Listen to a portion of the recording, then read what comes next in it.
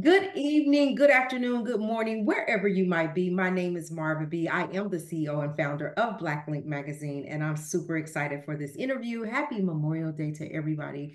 Hope you had a blessed day, and thank you for tuning into this interview. We have Miss Jeannetta Jaybee Nickelson in the building, and we are so excited to welcome you. Jeannetta is the author of Priority Me, and she's also a talent. Now, I have to ask you about this too. You're going to have to explain what this is, but a talent attraction consultant. I want to hear about that. But we just want to say welcome and thank you for being at Black Link Magazine. Thank you so much. And thank you for having me. Excited to be with you. Yes, thank you so much. Go ahead and tell the world a little bit about who you are and what you do. Sure. Sure, absolutely. I'm Jaybee Nickelson. 41 years old. I live in Arizona. Arizona. From the South, though. My father's from South Carolina. My mom's from Georgia. So we're a military family and ended up in Arizona. And that's where I grew up.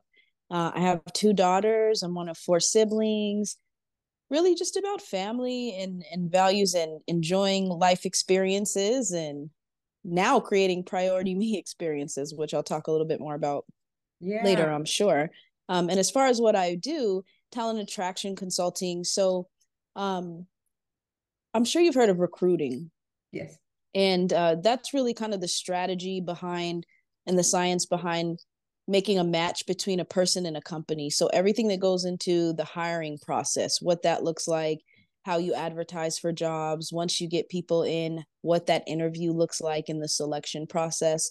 And so for the last, really, this is going into my 12th year, I've been doing that. And so I've been in the independent production space with that, led teams, and now I'm in the consulting space where I help people that are building their insurance businesses to know what their approach to getting talent will be, and where to find them and how to qualify them based on what they're needing. So that and writing are kind of the name of the game for me right You now. know, it's really good to talk to you and to see all your accolades on this, in your bio, and for people to look Thank up you. and see somebody that looks like them, right? To give them some empowerment, encouragement to say, I can be anything that I want to be. Look at her. Look, if she did it, I can do it. And so I'm all about empowerment. And this interview came at the no better time. We're getting ready to have Rise, Queen, and King. It's an empowerment event. And it's all and Hmm. it's talking about being your authentic self, unmasking in your truth. So I'm ready to really dig in and see what you have to say. You used words such as transformation, personal development, Hmm. embracing self transformation, self improvement. Let's talk about that. Absolutely. So I started my own journey really about 2.5, going on 3 years ago. And I was just in a space where I didn't feel like myself anymore. It's kind of funny on a process of discovering self, you can still identify when you don't feel like it. Mhm. Um, and I just felt like I wasn't taking care of myself the way I should have been. I had put everything before myself, and yet I still had all this responsibility to give out. And I really started to think about that, and I started to hurt in my body, and I just had, this lack of clarity in my mind, and I just thought, I have to make a change. I felt this prompting inside of me. And so I started with what I put in my body. And for starters, I divided it in half because I knew it was way too much. Wow. And it really depends on what your own priority me journey is. For me, it was needing to lose a little bit of weight. It was prioritizing my time. It was taking some time for myself. It was saying no sometimes. Whatever it is that you need to do on that journey of self discovery, you'll find. But you have to be willing to search for that and to be honest with yourself. And so I had to make some changes. And in the process of doing that, I began to feel a feeling that I can't describe. And I wanted to share that. It's almost like you want to bottle it up and give it away. And I've been a writer since I was younger. And I thought, what better way to give back than to really just document my feelings during the personal journey and to help others kind of get out of that space so that they can experience it on their own. As I speak about empowerment and being your better self, being better than you were yesterday, a lot of us can relate to what you're saying, especially women, but men too, I think. We don't Yeah. take care of ourselves. We put everything before, we think about ourselves. We Mm-hmm. about ourselves. We don't know how to say no, right? And so Right. I like that where you're like, I didn't know how to say no. I'm learning how to do that. And I think that this book is going to be amazing for people to get, especially that are in that space. And these days, like I think, this is the perfect timing for this book. When I talk to ladies, it's like they say, just yesterday, she said, I don't feel like myself. Like I don't Hmm.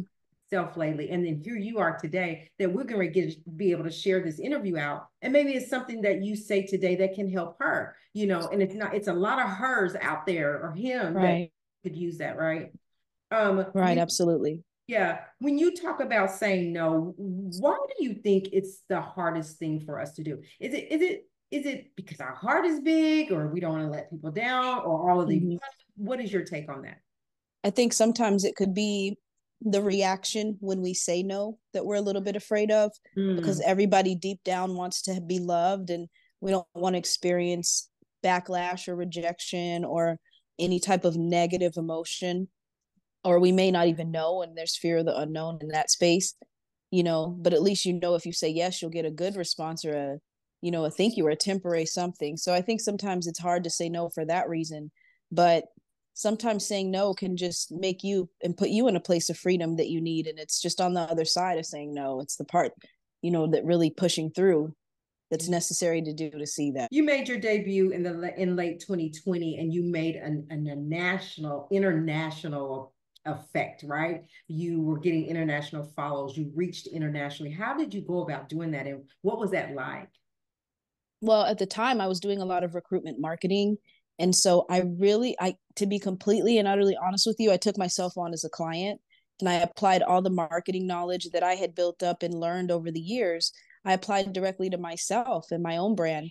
And that took a level of really prioritizing myself and understanding that my vision is important, and then trusting the process and being confident that I had something that the world would want to hear. And so I did all the things I would do if I brought on a new branding client, and I plugged them into, specific marketing channels or strategies. I did that for myself. If it was a campaign, I created it for myself, designed it and plugged it in. And I just really, really put myself through that process first, and built and worked on my own value. And that was the result, an international following. And at the time, I was also doing some consulting internationally and had a client over in London. So that helped as well. It was just like this perfect formula that all came together at once. But it started with me taking myself on as a client and offloading the clients I had and saying, you know what, for once, I'm going to put myself first. I hear I supported EAP, which is, for employee assistance program. And she would say, the counselor would say, you know, I can I can tell other people or I can show other people how to fix themselves, but I don't know how to use what I give them on me. It's hard for me to take my own advice. So It kudos is. for being able to do that because it's really hard. Like it's so easy to help other people, but then how do Mm-hmm. I apply that to me? And I love your take on that. Like if it was a new person, treat myself as though this was a new client coming on board. And what would I give Absolutely. them step by step and give it to myself? Like that's amazing. Yes. So you also were kind of in the music industry. Yeah. Let's talk about that. I did some music. I did some work in the music industry on like a former life, really in my early 20s before I had children and everything. And so I did some consulting in that space. And I did marketing very early in my career. So in a previous relationship, the gentleman that I was in a relationship with was a producer in the music industry. And just through making introductions to some in his network, I met some independent music label mates, and they wanted to apply branding and marketing to their brands. And so I ended up kind of going from the business space that I was in into the independent music and helping artists understand how to brand themselves so that they could go to market, kind of to recruit themselves. So I've been in really recruiting and marketing, which go hand in hand for going on 15 years or Wow. more now. And Yeah. so yeah, I was able to like do use it as a transferable skill that worked in the music industry as well. Wow. What would you tell someone that is wanting, like, what is your best advice that you're giving someone that is lost? Like, I don't feel like who I am, who I need to be. I don't feel like I'm giving myself enough. and Yeah. I don't know what to do. What are you telling them? Yeah. I would tell them that that's okay and that we can, we can get to that place, but to continue in it is insanity. And you can't settle in that space or nothing will get done. And I would tell people to be okay with being alone, to take some time and write out those thoughts and write out, what am I good at? What do I love? And really think about merging those things to kind of help navigate to achieve your dream. And then lastly, I would tell them to take, or not lastly, another thing I would tell them is to take action quickly. Because if you just sit and wallow in that, it may just, it's just an idea on paper.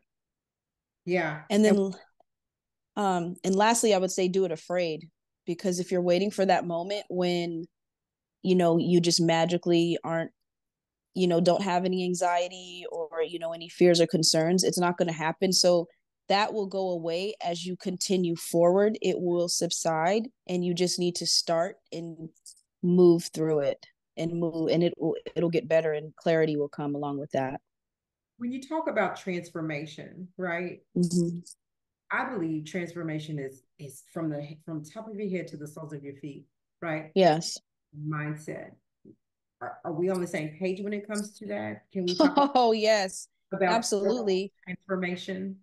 Yes, to kind of go into further detail of what I was just saying, when I say get into that space and that place of clarity and decide, that comes from really visualizing what that looks like, because you have to see that in order to move toward it. And you have to continuously see that. So that's really where the priority me principle begins, because you have to make yourself priority enough to take that time to create and nurture that vision that you're going to work every single day, if Right. that makes sense. It does. Um, Go ahead. Now, I was going to say, and sometimes, like mom, for example, that has kiddos and you're working and you're doing all this, it's really easy to not make that a priority, or to take 10 minutes or however long you need to, to really think about what's next for you and to take a little bit of action on that every day as a result. So it's important to do that. I love that. I love that. What about, so I always say, when we come into these empowerment events that we have, I want you to leave out differently than you came in. And everybody's Mm-hmm. pumped up that day, right? They walk out that door, I got what I need, and I'm pumped up. But 2 weeks down the road, month down the road, it's like they've lost everything they grabbed in that space. How do we keep that? How do we keep Mm-hmm. that information about us? Keeping it front and center. Exactly like I said, seeing it every single day, making it a priority to see it and to act on it in some small way. Because what's going to happen is a compound effect where all those little actions you're doing turn into bigger things that produce a result. And then you're transforming. Transformation is an action and a result as well.